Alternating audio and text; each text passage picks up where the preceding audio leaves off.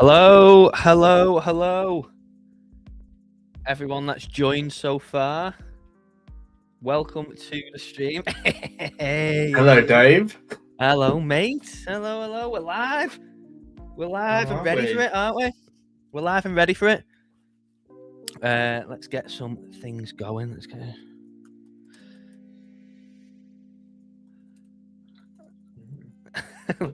Drop the air. That's it. That's it. Here we go. Here we go. Drop the likes. Everyone get your likes going in. Come on. There's tweets scheduled as well across all accounts.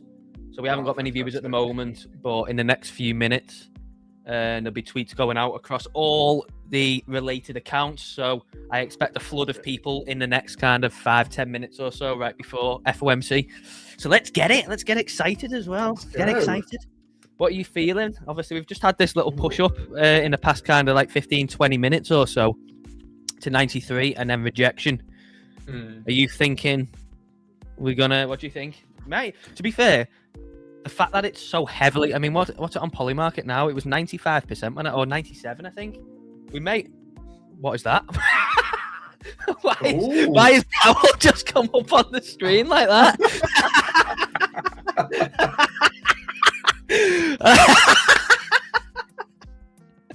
Why is Powell just come up on the screen like that? No, Why is he?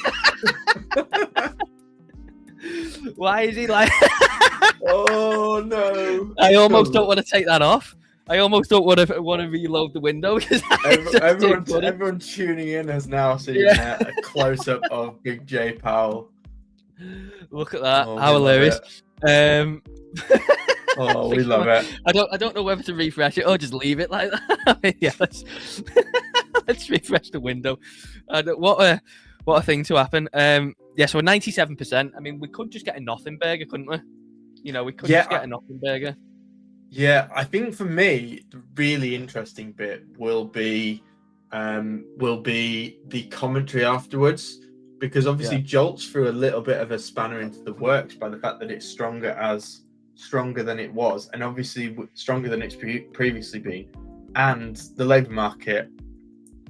It's been a long day, but the labour market's been unexpectedly stronger than it has been, coupled with the fact that we've started to see some dissent within. There's some disagreement in terms of the voting split.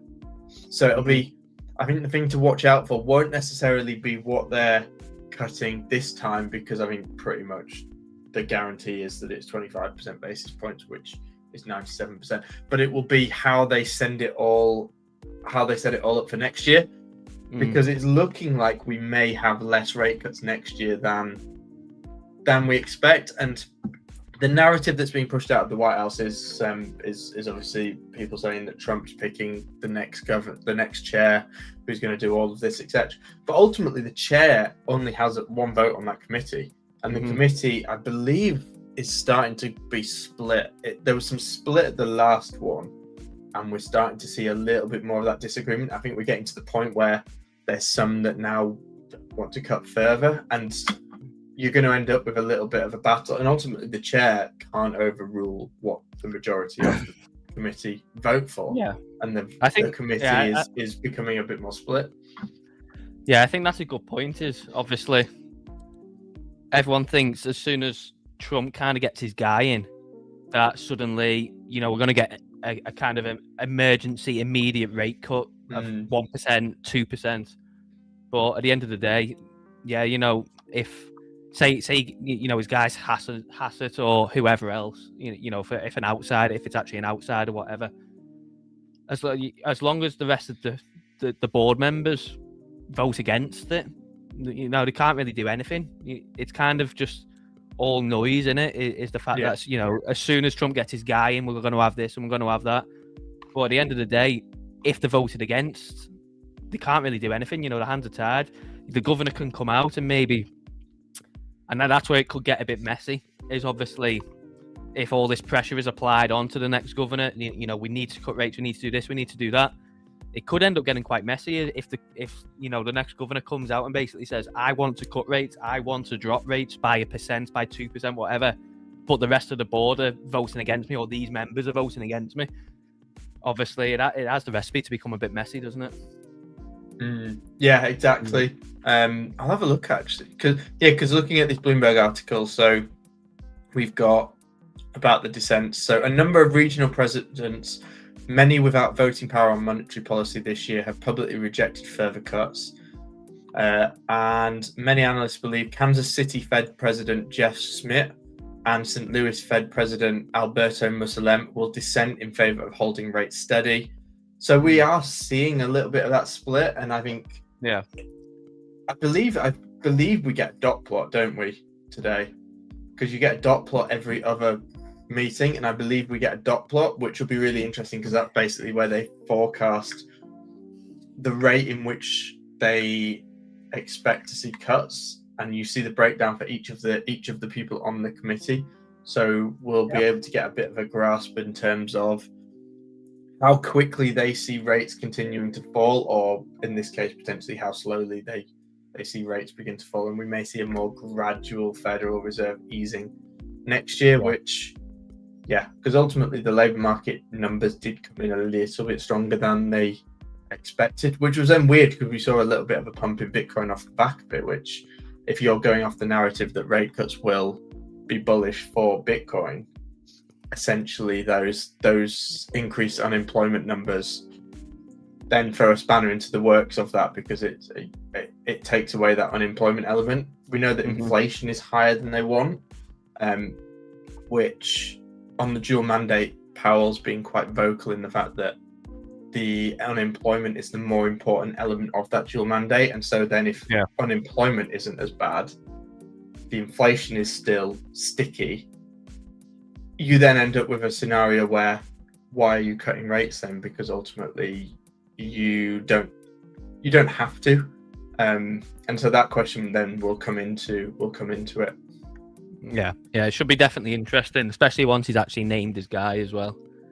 Well, once he actually names his guy, then it should be. And you also have the bond situation, because I think there is an element of trying to be a little bit careful about what you do with bonds as in a bad place as they currently are. I think that was something I mentioned this morning, but global bonds aren't in a particularly good way, and so you don't really want to be stoking that fire, because they can get out of control pretty quickly. Just look at Japan.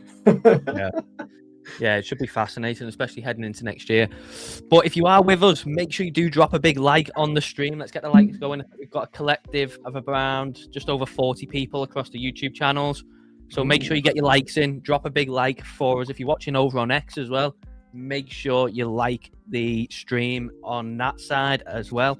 And get your comments in. Make sure you get your comments in, everyone. If you are, of course, new across to any of the channels as well, make sure you subscribe. Drop a sub. And we've got, what is it now? 6 minutes to go. 6 minutes to go. And Bitcoin pushed back up to 93. We're now dropping back down towards 92. We've got, the Fed's decision in 6 minutes. And then, of course, make sure you do stay on if you're watching. Don't go once the rate decision's out, because, of course, we will be watching Powell's conference at 1:30, where he gets, obviously, his speech out the way, and then of course we go into the Q&A. So don't leave until we're done streaming, because of course the most volatile part often comes during Powell's speech and of course in the Q&A, because we are basically heading into we're heading into an event where it's a 97% chance where we know the answer, and of course the market has known the answer for several weeks, especially the more that we've led into this. So unless it's not 25 basis points, there's going to be no shock to the market. Of course, the shock will be if it's 50 or if it's no change, then we should get an absolute ripple either side of the market. If it's one of the other, that would make for great viewing, and it would make for fascinating watch on what's the market for what he's likely to say? We got that on Polymarket. Let's see. Powell. Yeah, we do. So, inflation 40 times, 80% chance. Oh, you can actually look at that. You can watch it on Polymarket. You can watch it on Polymarket. That's this is great. The future, isn't it, Dave? Yeah, this is it. Look at that. I didn't know that. Is fantastic. So yeah, inflation 40 times, 80% chance. Inflation 50 times, 54% chance. I know he says well anchored quite a few times. Crypto / Bitcoin, 14% chance. Interesting. I mean, really, the only chance of that would come up is if someone asked it in a question. In it, Yeah. So if someone asked it in a question, then obviously that's when it come up. Trump, I don't think he will say anything because every time that I've watched him anyway, if anyone mentions Trump or the Trump administration, he says basically they're not getting involved in politics. He never really names him. Unchanged, 36%. So obviously that will be, if they make no change, if you're going to bet on that, you'd be better off betting on no change. On your pandemic, 51%. Yeah, I've just done a tiny bit on him to say Bitcoin. Just have you? Why not? You never know, do you? You really never know. You never know. Someone might ask him, "What's the best hedge against inflation?" And he might say Bitcoin. Who knows? So yeah, there is. Good afternoon. Oh, we'll definitely. What's the chance for that? He normally says that. About 95%. Yeah, I was going to say he normally says that. That's normally the first thing he says is "Good afternoon." But Bitcoin is tumbling back down now towards 92k. We've got 3 minutes to go, so everyone get excited. Make sure you get your likes in as well. Everyone get your likes in. Make sure you drop a like. And of course, like I mentioned just before, make sure you stick around because it's not just a rate decision we're watching. We are going to be staying on for Powell's conference at hour and the Q&A. So don't go anywhere. We are here for all of it. So make sure you stick around. Drop a like, subscribe as well if you're new. Get some comments in as well. Yeah, get lively. Make sure you share your thoughts. Where do you think Bitcoin is going as we head into the rate decision? The S&P has been somewhat flat, hasn't it? Obviously on the whole day. What's it on the session? It's been a the bit. Whole session is pretty flat as well, yeah. Yeah, it's been a bit. I mean, I'm still holding on to my Nasdaq short. Are you? But we've got 2 minutes to go. 2 minutes to go. So let's see what is going to happen. I would like to see. I don't know. I'd like to see a little bit of a pullback. But I say that because I'm lower on the higher lower. So, so I do have a slight bias. Yeah, I am as well. So yeah, should be good fun, and we've got just 1.5 minutes to go. So yeah, do make sure everyone get your likes in, get excited, and yeah, do stick around. We've got over 50 people in now, so welcome. 60 people. If you have just joined, make sure you drop a like, make sure you subscribe, and make sure you stick around as well. We've got the rate decision in round about 1 minute, but we are on for the conference and we are on for the Q&A as well, so don't go anywhere. But yeah, here we go. Should be interesting. I mean, I'll be surprised if we get a big move based on the actual announcements. I think, if anything, a lot of it's been front run. It's going to come in the conference. It'll come in the Q&A. Yeah. Or it'll come in the release of the dot plot. Yeah. So let's see what we've got. Oh, we've got 70 people. Record-breaking viewership. Hello, everyone. Thank you very much for joining us. And we've got 35 seconds to go. So here we go. 35 seconds. Go. And I am going to get ready on my phone on X so I can refresh and let everyone know straight away once it comes out. What are we going to get? Let's see. Here we go. Get excited. 15 seconds. You can watch it, of course, on the countdown on the candle on the chart. Let's have a look. Make sure Forex Factory pending. Make sure you drop a like, subscribe, and stick around because we have just had the decision go now. And what are we getting? Little movement on Bitcoin so far. I'm guessing 3.75. 25% basis point cut. Yeah. As expected. There we go. So there we go. 25 basis point cut by the Fed.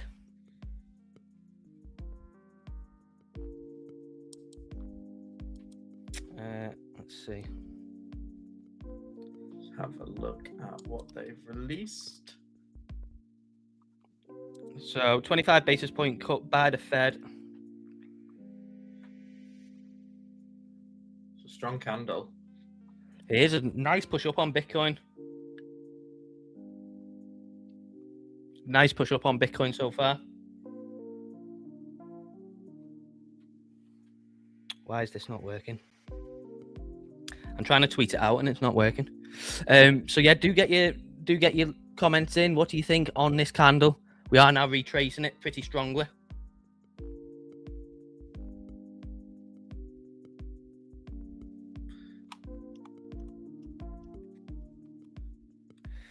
I'm just trying to tweet it out. It doesn't seem to be working. Hang on. Why is it not working? Just hang on. I will have the screen back up momentarily. Just bear with me while I go and tweet it out. Sorry for the disruption. We have got a little bit of technical difficulties on my part. There we go. There we go. All right, so that's been sent. I'll get the screen back up now. Let's get the chart back up. Of course, now we look ahead to the conference and the Q&A. Yeah, on Bitcoin, we are got a nice push up. Of course, we just took out that push up that we had prior to the rate decision, and that is big absorption on that 5-minute candle, isn't it? That is big absorption on the 5-minute candle. So we're dropping now back. We dropped back below 93k. Yeah, having a look at the release, Dave. So we had voting against this was Stephen Miran, who preferred to lower the target range by half a basis point. So we had one for, and then as we mentioned, the two who were a bit more hawkish. So we had, this is a name to chuckle at, Ostan D. Goolsby and Jeffrey R. Schmidt, who preferred no change to the target rate. So we had two dissenters for the no change. Yeah. And I don't believe they've released it. That's a nasty drop on Bitcoin now. Look at that. That is a nasty drop and a nasty 5-minute candle at that as well. They released the dot plot. I don't know what time that was due. What time was that due? I don't know whether that was due. Is that due at the same time or was that due later on? I believe so. So that's a nasty 5-minute candle on Bitcoin. So we do have Powell's conference coming up in 27 minutes. So in the meantime, obviously do stick around, but go, if you need to get yourself a drink or whatever, go and sort yourself out. And then, yeah, we will be on to watch what Papa Powell has to say. Yeah. Big whipsaw on release. Massive whipsaw up to 93.2k and then all the way back down to 91.7.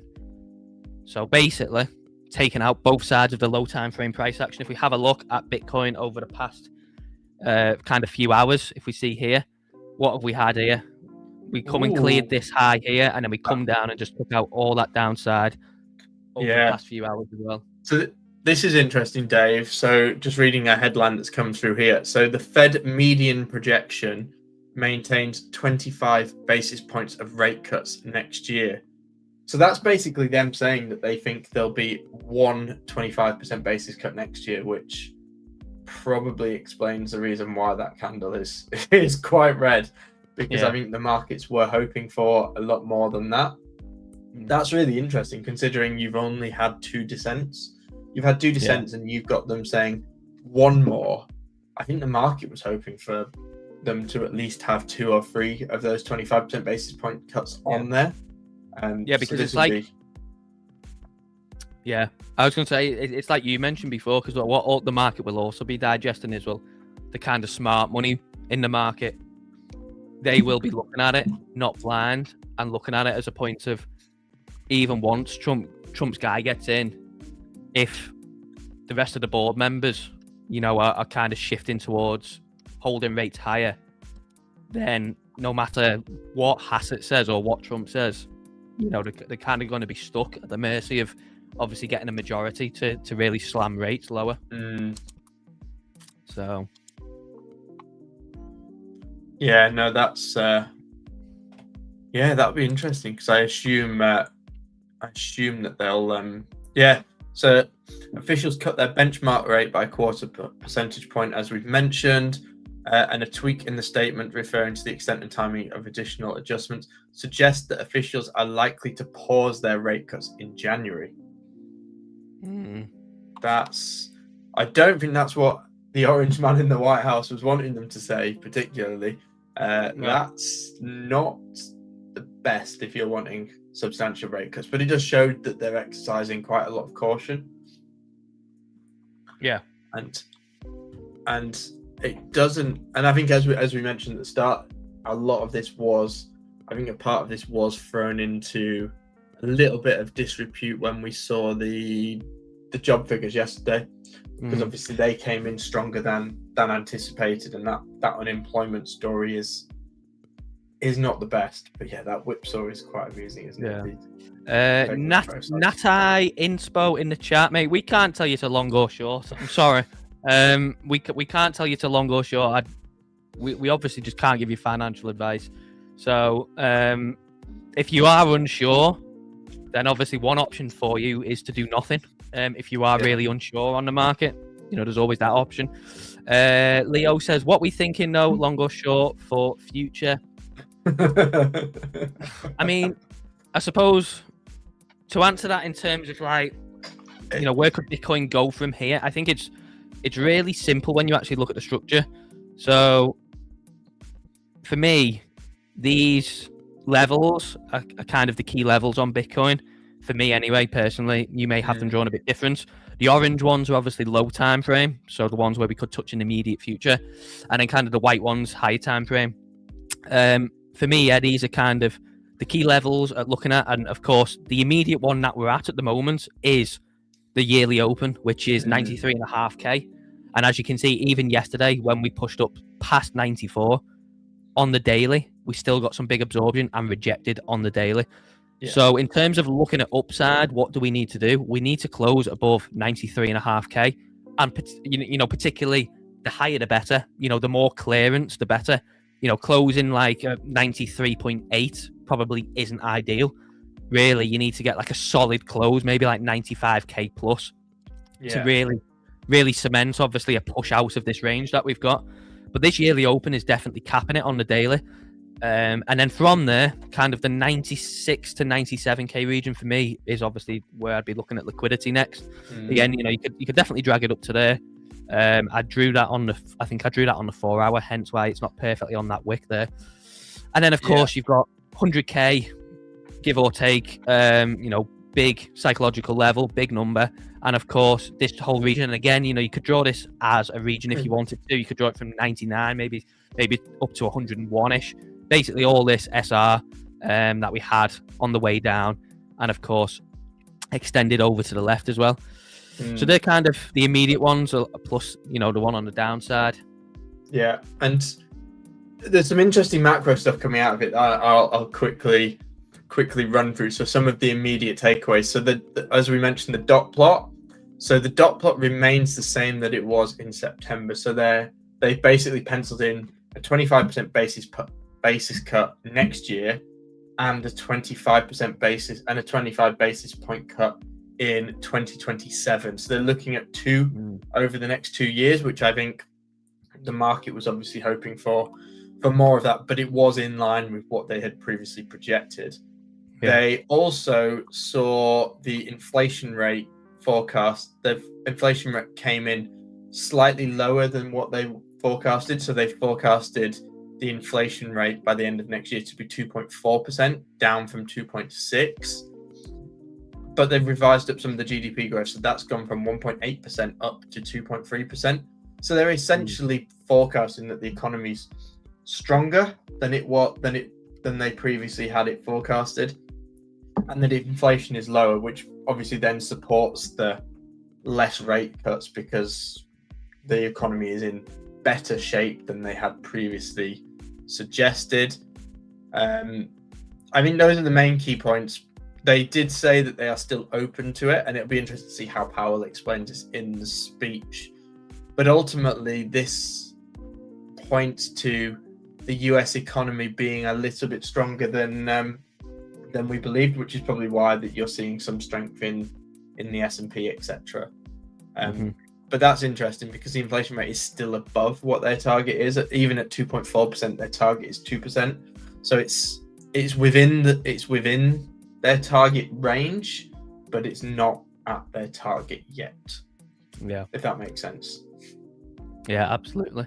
Coden says 55 watching. Yeah, do make sure if you're watching, drop a big like. Make sure you subscribe, of course. We've got Powell speaking in just less than 20 minutes. Yeah. Steve says we are going to dump. This is about WAR, USA versus Europe. A war. What are we expecting on high time frame, Carlos? Personally, yeah, I mean, I've got some levels mapped out there, so take a look yourself. I mean, basically, it's just level by level in it. So all we can do is obviously judge it by level. To go up, we of course need to break this on the daily. This will be the next area of interest, and then of course 100k. So if we break above here, I'm expecting to move into here. Again, I think probably this has good region to maybe be a case for a pullback. Maybe we come back and test that for SR, and then maybe do something like that. Who knows? That's definitely one potential. Or of course, if we are strong going into the end of the year, it could just give one big fat dirty rip to the upside. At the moment, that's where we're at, because of course we're at the upper side of this range that Bitcoin's been in. So currently, we're nowhere near around 84k where demand currently is. We're completely to the upside. So it looks like it's going to have another go potentially, unless we get bumped down. Yeah. I saw Carlos's question: if the economy is showing strength, then why is Trump pushing Powell for the rate cut? So essentially, the economy is showing more strength than we previously had to believe. I wouldn't say it's particularly strong, and I think you're seeing that in a weakening labour market, although the labour market is weakening at a slower rate than anticipated.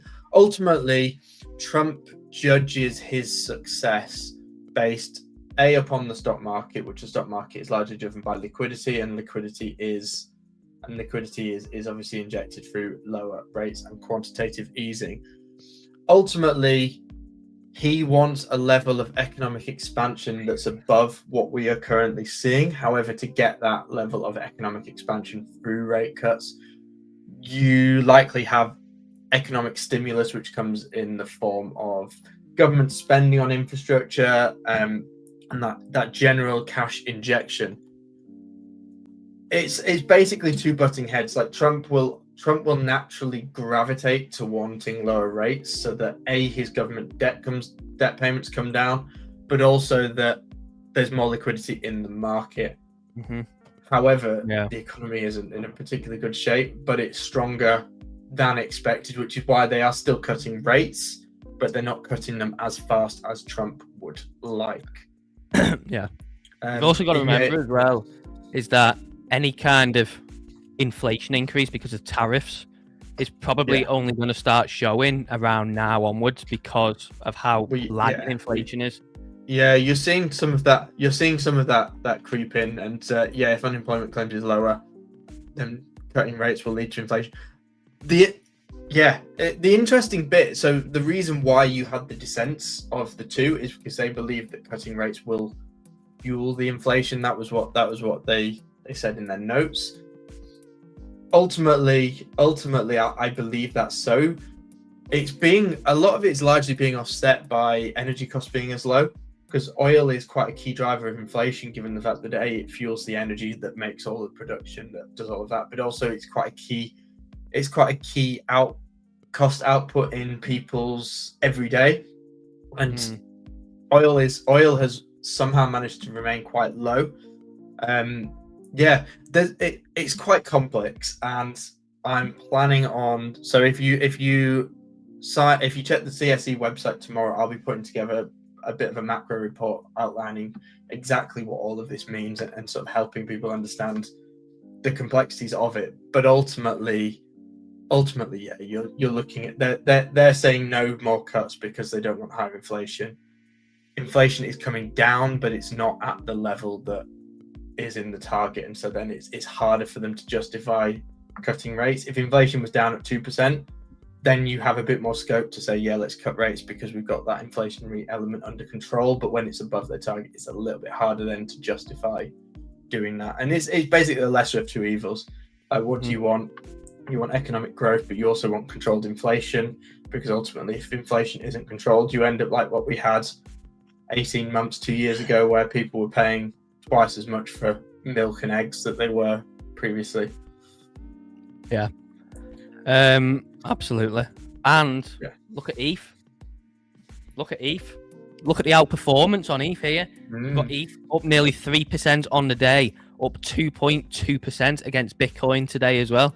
ETH is coiling up. We're now just over 3,400, heading towards 3,600, which I think when you look at the daily, or the 3-day, but particularly when you look at the daily, it's that kind of next area of interest. Definitely, in my view, anyway, 3,600, maybe up to 3,700-ish potentially if we clear the tops of them wicks.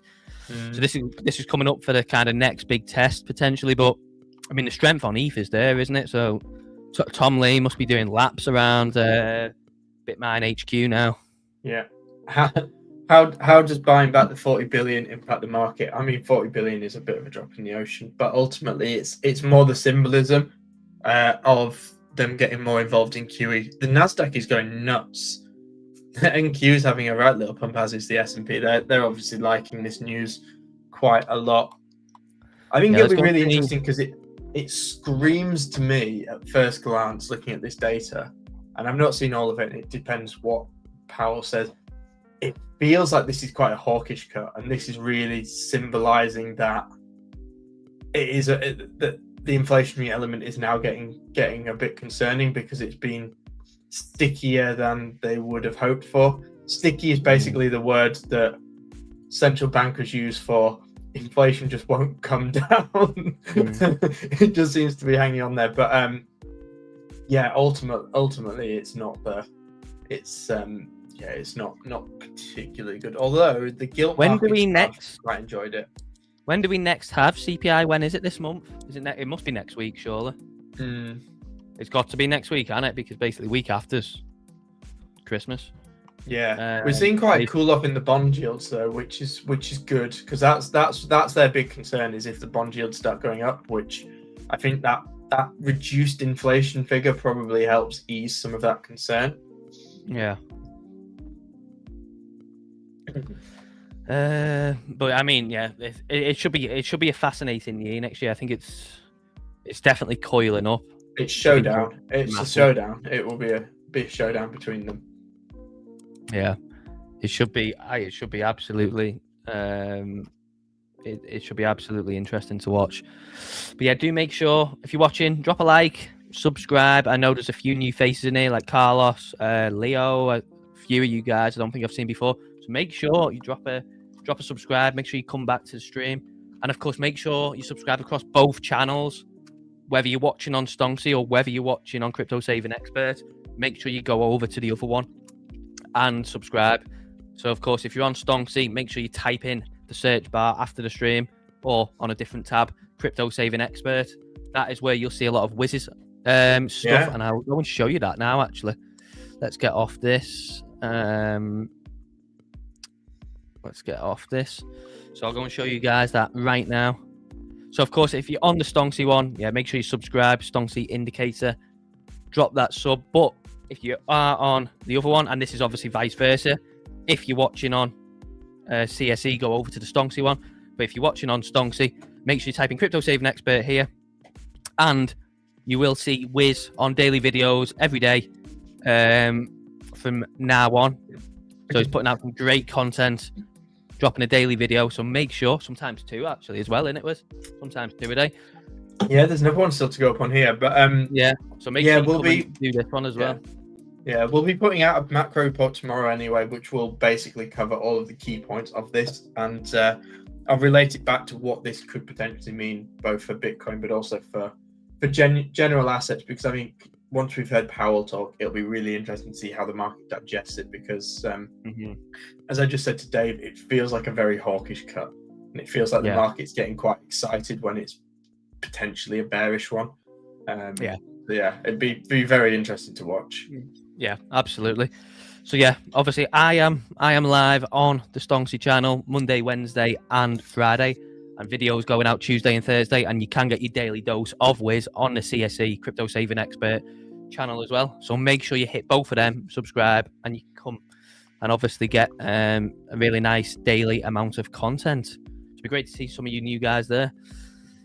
What are we saying? How much volume are you waiting at Bitcoin when Powell speaks? Yeah, I mean, it'd be I think kind of a lot of. I would assume because we've basically gone nowhere, haven't we? We've basically gone. We've gone up and down, but we've basically gone nowhere at the same time. So I think if there's going to be a move based on this event, it's going to come when he says something. You know, he's going to trigger something if there's going to be a move based on this event. If not, we may be waiting until later this week or maybe into next week. But it looks like it wants to go for this, unless this is a trap, unless this is a bull trap at the moment up here towards resistance. It looks like it wants to have another go at this yearly open. So we'll see if that comes or not. Yeah, and it'll be really interesting. I think there's also some slight manipulation that will get played around that yearly open as we approach the end of the year. I did actually see on Polymarket, it was quite interesting. They were doing a will Bitcoin end up green for the year or not? And we are currently fighting to beat green. So yeah, we are. It feels like it's in limbo. It feels like it's in limbo. I don't know what the odds are, but good afternoon is now 98%. Let's see. Yeah. Let's see Bitcoin. Bitcoin. Yeah. What would it be called? Bitcoin. What would we get? What would we get to get it up? Will Bitcoin be green? I don't know. I don't know what we'd get to get it up. Bitcoin 2025 maybe. What price will Bitcoin hit?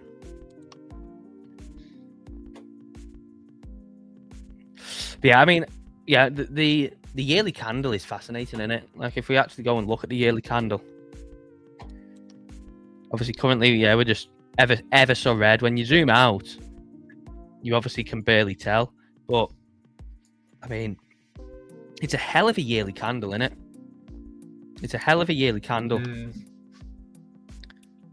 I mean, it's definitely the biggest swing in history, of course, because this is the biggest price that we've ever hit. It's definitely the biggest swing in Bitcoin's history. But this goes all the way back to 2017, and we've never had a candle like this. You know, it's always had quite a big body. Even if you look at 2019 there, when Bitcoin had a high of 14.5K and a low of around 3K, the candle body itself was still, around a third, maybe just over a third, just under a half of the actual candle itself. Where this, we could end up, I mean, who knows what we could end up with. It'd be fascinating if it closed like near enough bang on either side. Like if it just closed almost flat towards the end of the year, and it had just a couple of $100 maybe either way. But yeah, it's definitely a wild yearly candle, that's for sure. And it sets up quite nicely for next year, because obviously what you have now is you have two very clear points on this. Let me get it on a different chart. Let me get it on a clean. Yeah, this one. So what you have now, for instance, let's just say for argument's sake, Bitcoin closes in and around here with a relatively small body, which with, about 21 days to go, it's possible we may come up and, you may get a bit of a bigger body here. But what it definitely gives going into next year are two very clear points for a swing failure, potentially. So at any point we get up here, obviously looking for a peak above, and at any point it gets slammed back below, that is obviously your point to then play a swing failure pattern. And of course to the downside as well, if at any point we sweep 74K and then it reclaims it, then again, you've got good invalidation, depending on obviously how deep it goes. If it just kept going up here, then obviously you're playing an uptrend. Then if it kept on going down, you're playing a downtrend. But if it got a sweep, maybe on say the daily or whatever, then you can actually play a swing failure of the yearly candle. So it does give 2 very wide points, and obviously this is something that you may have on the back burner, waiting for a couple of months, maybe half the year potentially.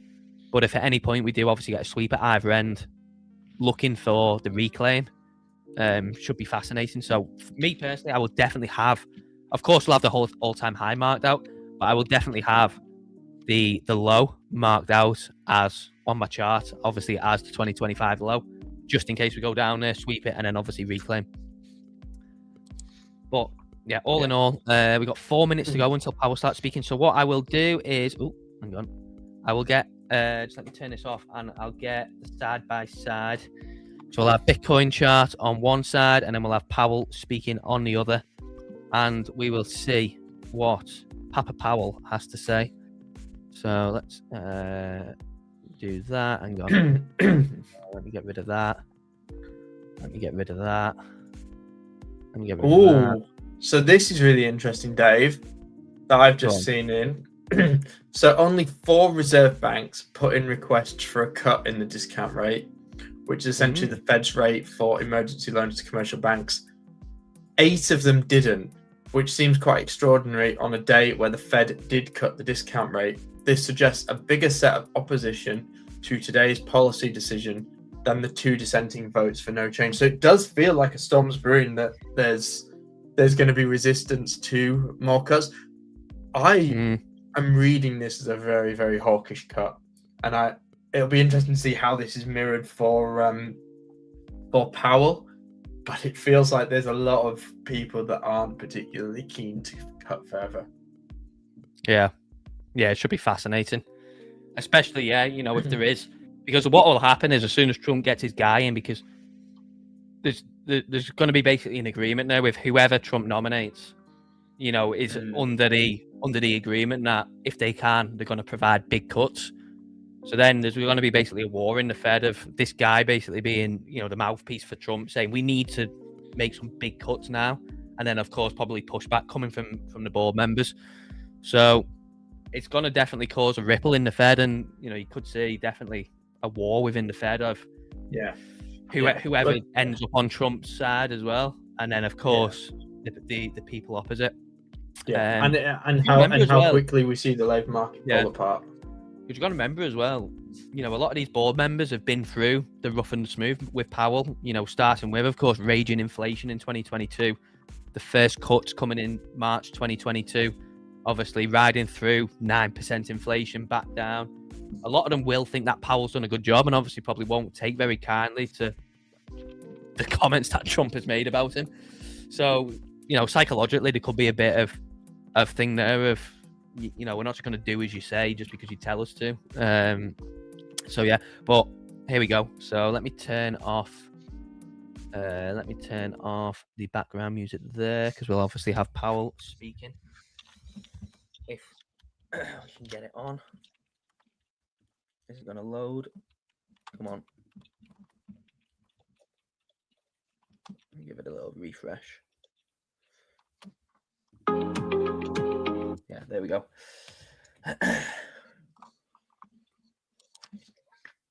So yeah, hope everyone's enjoyed the stream so far. And of course, let's see what Powell has in store for us.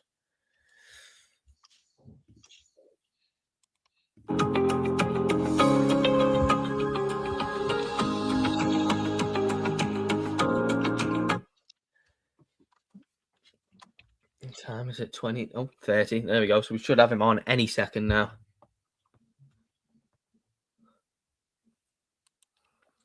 Should have him on any second. There we go.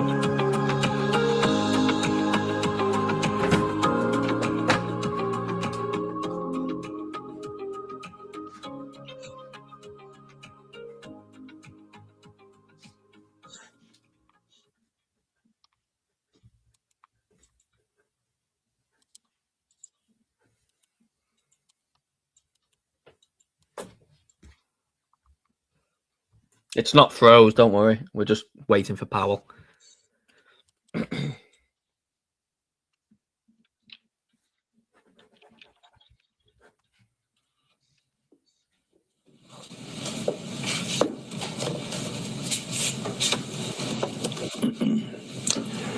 Good afternoon. My colleagues and I remain squarely focused on achieving our dual mandate goals of maximum employment and stable prices for the benefit of the American people.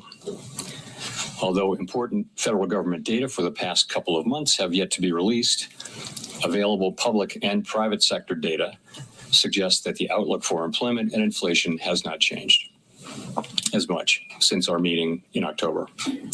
Conditions in the labor market appear to be gradually cooling, and inflation remains somewhat elevated. In support of our goals, in light of the balance of risks to employment and inflation, today the Federal Open Market Committee decided to lower our policy interest rate by 1/4 percentage point. As a separate matter, we also decided to initiate purchases of shorter-term Treasury securities solely for the purpose of maintaining an ample supply of reserves over time, thus supporting effective control of our policy rate. I will have more to say about monetary policy and its implementation after briefly reviewing economic developments. Although some key government data have yet to be released, available indicators suggest that economic activity has been expanding at a moderate pace. Consumer spending appears to have remained solid, and business fixed investment has continued to expand. In contrast, activity in the housing sector remains weak. The temporary shutdown of the federal government has likely weighed on economic activity in the current quarter, but these effects should be mostly offset by higher growth next quarter, reflecting the reopening. In our summary of economic projections, the median participant projects that real GDP will rise 1.7% this year and 2.3% next year, somewhat stronger than projected in September.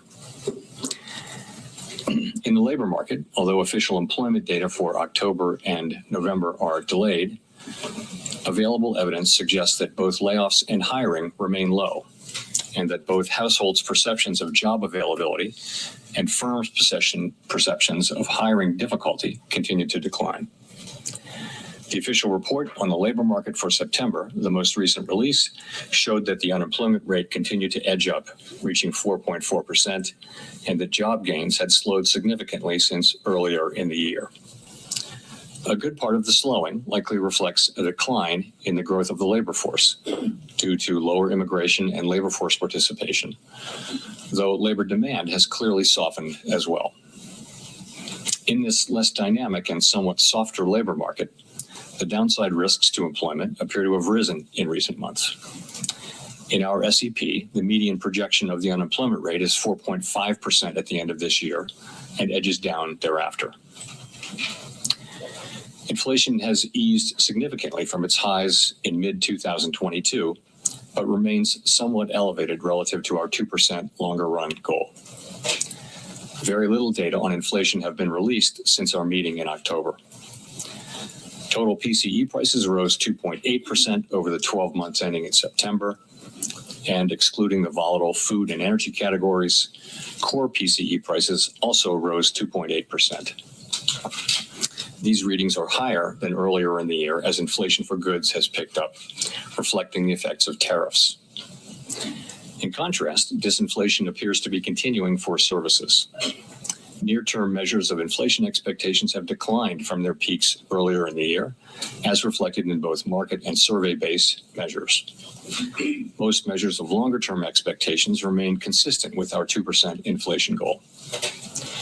The median projection in the SEP for total PCE inflation is 2.9% this year and 2.4% next year, a bit lower than the median projection in September. Thereafter, the median falls to 2%. Our monetary policy actions are guided by our dual mandate to promote maximum employment and stable prices for the American people. At today's meeting, the committee decided to lower the target range for the federal funds rate by a 1/4 percentage point to 3.5 to 3.75%. In the near term, risks to inflation are tilted to the upside and risks to employment to the downside, a challenging situation. there is no risk-free path for policy as we navigate this tension between our employment and inflation goals. A reasonable base case is that the effects of tariffs on inflation will be relatively short-lived, effectively a one-time shift in the price level. Our obligation is to make sure that a one-time increase in the price level does not become an ongoing inflation problem. But with downside risks to employment having risen in recent months, the balance of risks has shifted. Our framework calls for us to take a balanced approach in promoting both sides of our dual mandate. Accordingly, we judged it appropriate at this meeting to lower our policy rate by a 1/4 percentage point. With today's decision, we have lowered our policy rate 3/4 percentage point over our last 3 meetings. This further normalization of our policy stance should help stabilize the labor market while allowing inflation to resume its downward trend toward 2% once the effects of tariffs have passed through. The adjustments to our policy stance since September bring it within a range of plausible estimates of neutral and leave us well positioned to determine the extent and timing of additional adjustments to our policy rate based on the incoming data, the evolving outlook, and the balance of risks. In our summary of economic projections, FOMC participants wrote down their individual assessments of an appropriate path of the federal funds rate under what each participant judges to be the most likely scenario for the economy. The median participant projects that the appropriate level of the federal funds rate will be 3.4% at the end of 2026 and 3.1% at the end of 2027, unchanged from September. As is always the case, these individual forecasts are subject to uncertainty, and they're not a committee plan or decision. Monetary policy is not on a preset course, and we will make our decisions on a meeting-by-meeting basis. Let me turn now to issues related to the implementation of monetary policy, with the reminder that these issues are separate from and have no implications for the stance of monetary policy. In light of the continued tightening in money market interest rates relative to our administered rates and other indicators of reserve market conditions, the committee judged that reserve balances have declined to ample levels. Accordingly, at today's meeting, the committee decided to initiate purchases of shorter-term Treasury securities, mainly Treasury bills, for the sole purpose of maintaining an ample supply of reserves over time. Such increases in our securities holdings ensure that the federal funds rate remains within its target range and are necessary because the growth of the economy leads to rising demand over time for our liabilities, including currency and reserves. As detailed in a statement released today by the Federal Reserve Bank of New York, reserve management purchases will amount to $40 billion in the first month and may remain elevated for a few months to alleviate expected near-term pressures in money markets. Thereafter, we expect the size of reserve management purchases to decline, though the actual pace will depend on market conditions. In our implementation framework, an ample supply of reserves means that the federal funds rate and other short-term interest rates are primarily controlled by the setting of our administered rates, rather than day-to-day discretionary interventions in money markets. In this regime, standing repurchase agreement or repo operations are a critical tool to ensure that the federal funds rate remains within its target range, even on days of elevated pressures in money markets. Consistent with this view, the committee eliminated the aggregate limit on standing repo operations. These operations are intended to support monetary policy implementation and smooth market functioning and should be used when economically sensible. To conclude, the Fed has been assigned 2 goals for monetary policy: maximum employment and stable prices. We remain committed to supporting maximum employment, bringing our inflation sustainably down to our 2% goal, and keeping longer-term inflation expectations well anchored. Our success in delivering on these goals matters to all Americans. We understand that our actions affect communities, families, and businesses across the country. Everything we do is in service to our public mission. At the Fed, we will do everything we can to achieve our maximum employment and price stability goals. Thank you, and I look forward to your questions. So there we go. That is the conference, its speech done, and then we move over to the Q&A. Hawkish. statement, just to be clear, we're on the same page here. The insertion of the phrase, considering the extent and timing of additional adjustments, does that indicate that the Fed is now on hold until there's some clearer signal from inflation or jobs or the evolution of the economy along the baseline outlook? So, yes, the adjustments since September bring our policy within a broad range of estimates of neutral. And as we noted in our statement today, we are well positioned to determine the extent and timing of additional adjustments based on the incoming data, the evolving outlook, and the balance of risks.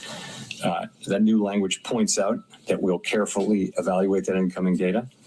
And also, I would note that having reduced our policy rate by 75 basis points since September and 175 basis points since last September, the Fed funds rate is now within a broad range of estimates of its neutral value, and we are well positioned to wait to see how the economy evolves.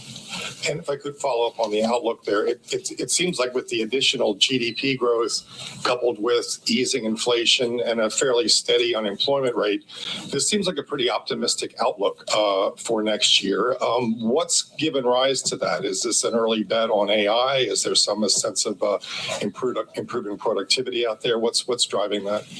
So a number of things are driving what's happening in the forecast. And I would say if you look broadly at outside forecasts, you do see a pickup in growth in many of those now too. So it is it's partly that consumer spending is held up. It's been resilient, and it to another degree it is that AI spending on data centers and related to AI has been holding up business investment. So overall, the baseline expectation for next year is, at least at the Fed, and I think with outside forecasters too, is a pickup in growth from today's relatively low level of 1.7%. I mentioned that the SEP median is 1.7 for this year growth and 2.3 for next year.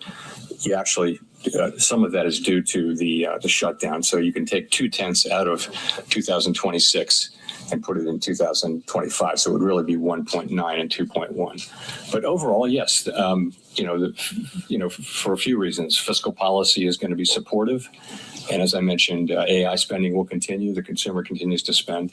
So it looks like the baseline would be solid growth next year. Steve.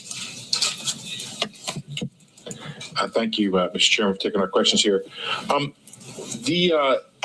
You had previously described rate cuts in terms of a risk management framework, and kind of following up on what Howard was asking, is the risk management phase of rate cuts over here? And have you taken out sufficient insurance, I guess, against potential weakness in terms of the data we might get next week when it comes to employment?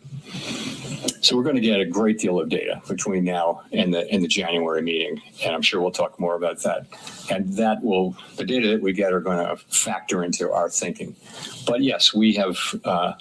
If you go back, we held our policy rate at 5.4% for more than a year because inflation was high, very high, and unemployment in the labor market was really solid at that point.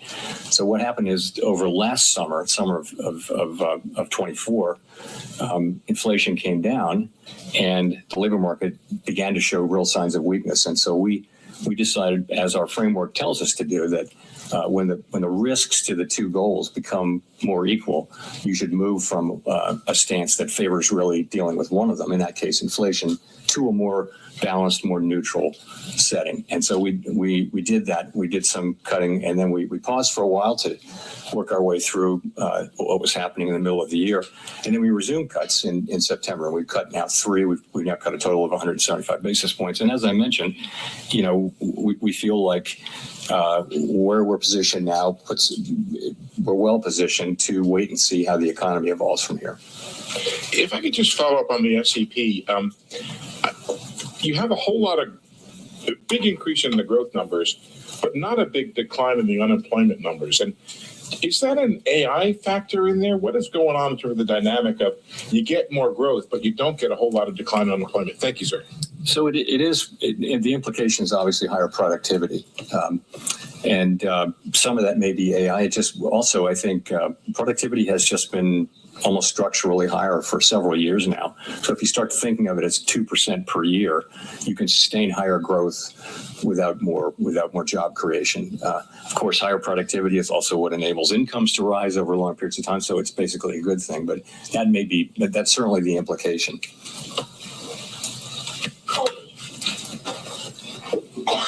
Thank you. Colby Smith with the New York Times. Today's decision was clearly very divided. It wasn't just the two official dissents against the cut, but there were also soft dissents from four others. And I'm just wondering if this reluctance from several people to support recent reductions suggests that there is a much higher bar for cuts in the near term. And what exactly does the committee need to see if things are well positioned right now to support a January reduction? Sure. So let me just say, as I mentioned, and as I've mentioned here before, the situation is that our two goals are a bit in tension, right? So interestingly, everyone around the table at the FOMC agrees that inflation is too high and that we want it to come down, and agrees that the labor market has softened and that there's further risk. Everyone agrees on that. Where the difference is how do you weight those risks, and what does your forecast look like, and where do you ultimately where do you think the bigger risk is, and it's very unusual to have persistent tension between the two parts of the mandate, and when you do, this is what you see, and I think it's actually what you would expect to see, and we do see it. Meanwhile, the discussions we have are as good as any we've had in my 14 years at the Fed. They're very thoughtful, respectful, and you just have people who have strong views, and we come together and we reach a place where we can make a decision. We made a decision today. We had 9 out of 12 supported it, so fairly broad support. But it's not like the normal situation where everyone agrees on the direction and what to do. It's more spread out, and I think that's only inherent in the situation. In terms of what it would take, we all have an outlook in terms of what's going to come, but I think ultimately having cut 75 and the effects of the 75 basis points will only begin to be coming in. As I've said before a couple of times, we're well positioned to wait to see how the economy evolves. We'll just have to see, and we will get, as you know, quite a bit of data. I should mention on the data, as long as I'm talking about it, that we're going to need to be careful in assessing, particularly the household survey data. There are very technical reasons about the way data are collected in some of these measures, both in inflation and in labor, in the labor market, so that the data may be distorted and not just sort of more volatile, but distorted, and that's really because data was not collected in October and half of November. So we're going to get data, but we're going to have to look at it carefully and with a somewhat skeptical eye by the time of the January meeting. Notwithstanding that, we will have a lot of the December data by the time of the January meeting. So we expect to see a lot more, but I'm just saying that what we get for example, CPI or for the household survey, we're gonna look at that really carefully and understand that it may be distorted by very technical factors. And just one more question on dissents. You talk about in a very positive way, just given the complicated nature of the situation we're in economically. But is there any point in which those dissents become counterproductive, either to the Fed's communication and the messaging around the policy path forward? I don't feel that we're at that point at all. I don't. I would say, again, these are good, thoughtful, respectful discussions, and you hear people say, and you hear many outside analysts say the same thing. I could make a case for either side. I could make that case. It's a close call. We have to make decisions, and we always hope that the data will give us a clear read, but in this situation, you have competing. If you look through the SEP, you'll see that a very large number of participants agree that risks are to the upside for unemployment and to the upside for inflation. So what do? You've got one tool. You can't do two things at once. So at what pace do you move? What size moves do you make, and that kind of thing? And what's the timing of them? It's a very challenging situation. I think we're in a good place to, as I mentioned, to wait and see how the economy evolves. Nick.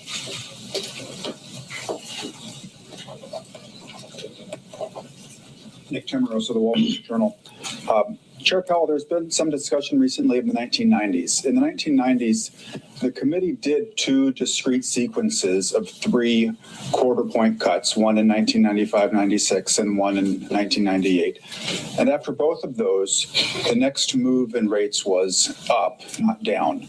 With policy now closer to neutral, is it a foregone conclusion that the next move in rates is down, or should we think of policy risks as genuinely two-sided from here?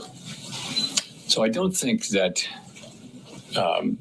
a rate hike is anybody's base case at this point, and I'm not hearing that.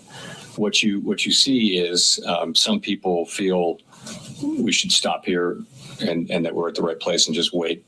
Some people feel like we should cut once or more this year and next year. But when people are writing down their estimates of policy of where it should go, it is either holding here or cutting a little or cutting more than a little. So I don't see the base case as involving that. So of course, a data set of 2, now 3 is not a big data set, but you are right about those 2 3-cut times in the 90s.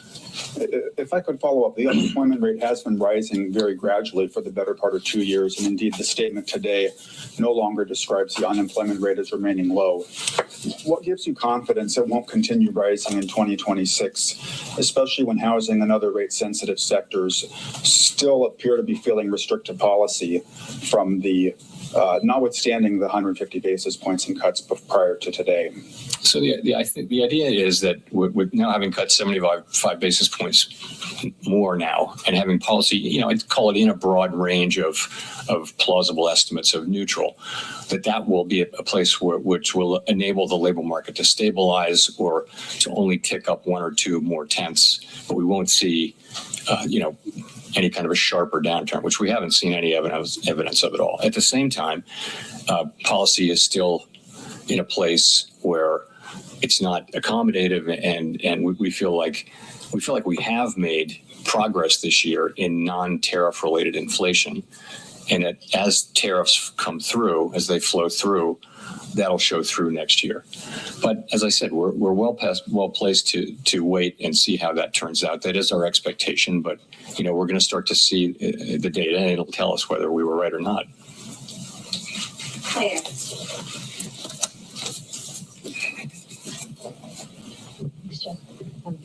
Claire Jones, Financial Times. A lot of people interpreted your comments at the October meeting that, when there's a foggy situation, we slow down, to mean that, there wouldn't be a cut now, there'd be a cut in January instead. So it'd be good to get a sense of why did the committee decide to move today rather than to move in January instead? Thank you. Right. So in October, I said that there was no certainty of moving, and that was indeed correct. I said it's possible you could think about it that way, but I was careful to say other people could look at it differently. So why did we move today? I would say point to a couple of things. First of all, gradual cooling in the labor market has continued. Unemployment is now up 0.3 from June through September. Payroll jobs averaging 40,000 per month since April. We think there's an overstatement in these numbers by about 60,000. So that would be negative 20,000 per month. And also, just to point out one other thing, surveys of households and businesses both show declining supply and demand for workers. So I think you can say that the labor market has continued to cool gradually, maybe just a touch more gradually than we thought. In terms of inflation, it's come in a touch lower, and I think the evidence is kind of growing that what's happening here is services inflation coming down, and that's offset by increases in goods, and that goods inflation is entirely in sectors where there are tariffs. So that does build on the story, and so far it's only a story that that the goods inflation, which is really the source of the excess at this point, almost more than half the source of the excess inflation is goods, is tariffs. And you've got to say then, so what do we expect from tariffs? And I would say that is to some extent down to looking for broader economic, heat. Do we see a hot economy? Do we see constraints? Do we see what's going on with wages? You saw the ECI report today. It doesn't feel like a hot economy that wants to generate, Phillips curve kind of inflation. So we look at all those things and we say that this was a decision to make. It obviously wasn't unanimous, but overall, that was the judgment that we made, and that's the action we took. Just on the ample reserves point, how concerned were people around the table about some of the tensions we've seen in money markets? I wouldn't say concerned. So what really happened is this. Balance sheet shrinkage, sometimes called QT, went on. We had a framework in place for monitoring it, and nothing happened. The overnight reverse repo facility went down pretty much close to zero. And then beginning in September, the federal funds rate started to tick up within the range, right? And it ticked up almost all the way to interest on reserve balances. There's nothing wrong with that. What that's telling you is that we're actually in an ample reserves regime. So, we knew this was going to come. When it finally did come, it came a little quicker than expected, but we were absolutely there to take the actions that we said we would take. So, and those actions are today. So, we announced that we're resuming reserve management purchases. That is completely separate from monetary policy. It's just we need to keep an ample supply of reserves out there. Why so big? The answer to that is, if you look ahead, you'll see that April 15th is coming up, and our framework is such that we want to have ample reserves even at times when reserves are at a low level temporarily. So that's what happens on tax day. People pay a lot of money to the government, reserves drop sharply and temporarily. So this seasonal buildup that we'll see in the next few months was going to happen anyway. It was going to happen because April 15th is April 15th. There's also a secular ongoing growth of the balance sheet. We have to keep reserves, call it constant as it relates to the banking system or to the whole economy. And that alone calls for us to increase about $20-25 billion per month. So that's a small part that's going on. It's also happening in the context of a temporary few month front loading to get reserves high enough to get through the tax period in mid-April. So that's what's happening there. Andrew. Thanks, Mr. Chairman. This is the last post-FOMC press conference before an important Supreme Court hearing next month. Can you talk about how you're hoping the Supreme Court will rule? And I'm just curious why the Fed's been so reticent on such a pivotal matter. It's not something I want to address here, Andrew. We're not legal commentators. It's before the courts, and we think we don't think that we help matters by trying to engage as a public discussion of that. I'll give you a mulligan though. Thanks. I don't know if that means I get three questions, but no, just one more. I guess I wanted to come back to the 1990s question, and like, do you see that as a useful model for thinking about what is happening in the economy right now?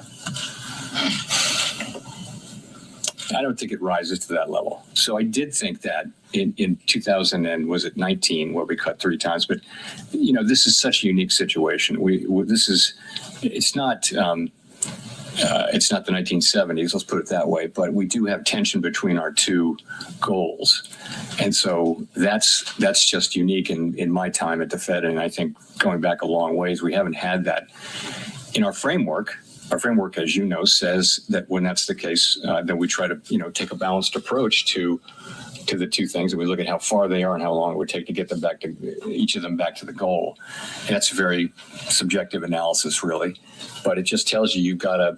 And I think ultimately what it says is when they're broadly equally threatened or equally at risk, you should be kind of neutral.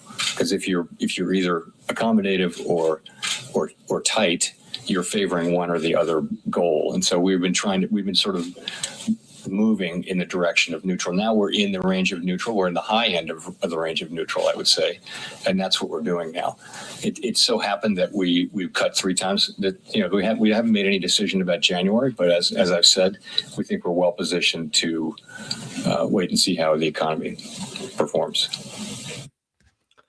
And there we go. That is basically probably the most interesting questions asked. The longer that the Q&A goes on, the less relevant and the less juicy they get. But there was a few key takeaways from there. I don't know about you, Wiz, but I was taking a note of them. So obviously Powell saying that everyone at the table agrees inflation is too high. Interesting quote. Obviously, they're well positioned, as he's just said then as well, for a wait and see approach. So obviously wait for, they'll get December's data, and obviously there's gonna be a big discrepancy because of obviously the shutdown and stuff like that. So, they're gonna get December's data, and of course the meeting next month is right at the end of the month, the 28th. So they're gonna get January's data as well. So they're gonna get a good amount of data going into the next meeting. So they'll be well positioned for that. What else did he say that was interesting? Obviously the near-term risk to inflation tilted to the upside again. Obviously hinting that there's definitely some fear in the Fed that inflation could increase. And of course saying that they're just taking decisions meeting by meeting. And Powell as well. He never gives anything away. No. He never has given anything away. So kept it close. They're not gonna. They're not going to get anything out of him now. Obviously leading into January's meeting because. They know anything can happen between now and January when it comes to the data. Yeah, I agree. And I think it comes back to what we were saying when the initial data came in. So my first glance was it felt like a hawkish Fed, and I think that's probably what we saw there. He sort of talked about how the economy is stronger than anticipated, albeit a large bit of that is due to AI spending, which I think we've joked about before, Dave, is interesting. It feels like they're waiting and seeing what happens to the labour market and whether or not that begins to decline in the new year. I think if that, he did sort of hint at if that starts to weaken, that may change their direction. But I think ultimately it's a focus on the job numbers now, I think is my key takeaway. But there were some interesting points. And as mentioned, anyone who's in either the Stonksy or the Crypto Saving Expert Discord, I will drop all of my thoughts and analysis into there. But ultimately, it felt hawkish. It'll be interesting to see how the markets react. Yeah, it'll be interesting. And of course, you can see on the charts as well, we've had no movement on Bitcoin at all. The S&P is moving quite strongly. The S&P and NASDAQ have digested it quite well. But I think a lot of the move will come tomorrow. Yeah, I mean, look at that. The S&P now, of course, inclusive of futures at the turn of the day, is up 0.75%. So maybe there's the potential that we get a delayed Bitcoin move. Maybe when the market closes, when the US market closes, maybe we get a Bitcoin move then, or maybe we are just still crab market and going sideways. But thank you very much for everyone that watched. Of course, you can join Stonksy and you can join Crypto Saving Expert on either link. The link to join Stonksy is in the description. Of course, you get full access to the indicator and the Discord server. With that, you of course can join Crypto Saving Expert as well. Don't have a link for that in the description, but if you go to Crypto Saving Expert, just type that in on Google, it'll pull you to this page, and then you go across to CSE Plus, and then you can choose whether you want the Community Plus or the Premium, and of course you can pay for that on monthly or on annual as well. And like we said, it's going to drop some alpha and some good information into the Discords. So make sure you do join one of them, and it'd be great to see you in there. And of course, you can get involved in the community as well. So make sure you come and join us if you're looking for that additional information. And thank you very much. None of the servers are free, Carlos. You have to either sign up to Stonksy, links in the description, or you can join Crypto Saving Expert. So the two different products. Stonksy is an indicator and trading tool, which also has its own Discord server. And a Crypto Saving Expert is an educational platform. So it gives you courses to do on trading, Bitcoin, loads of different topics, but also has its own Discord server. Now, the good thing about Crypto Saving Expert is that you get TMG's trading challenges. So he does trading challenges, obviously, in there. You may, if you follow him, you may have seen him promote them. Also, TMG does town hall meetings for all the members as well, where basically, it's like a Q&A, and you can basically ask him any questions you want. But also, you can get direct access if you want to Wiz for anything, macro and traditional finance as well as crypto. Also in there, just obviously it is an absolutely amazing group of traders too. So, if you want just trading discussion all day and to talk about setups and to talk about the market and everything, then, Crypto Saving Expert Discord is definitely the place for you. So yeah, type in Crypto Saving Expert on Google, and of course, just come over to the Plus tab, and then all the information is there for you to join Community Plus or Premium, and you can pay monthly or annual. Obviously, it's up to you. But yeah, thank you everyone that's joined. Been a pleasure. Hope you enjoyed it, and of course, make sure you sub, make sure you like on both pages as well, and we'll see you all soon.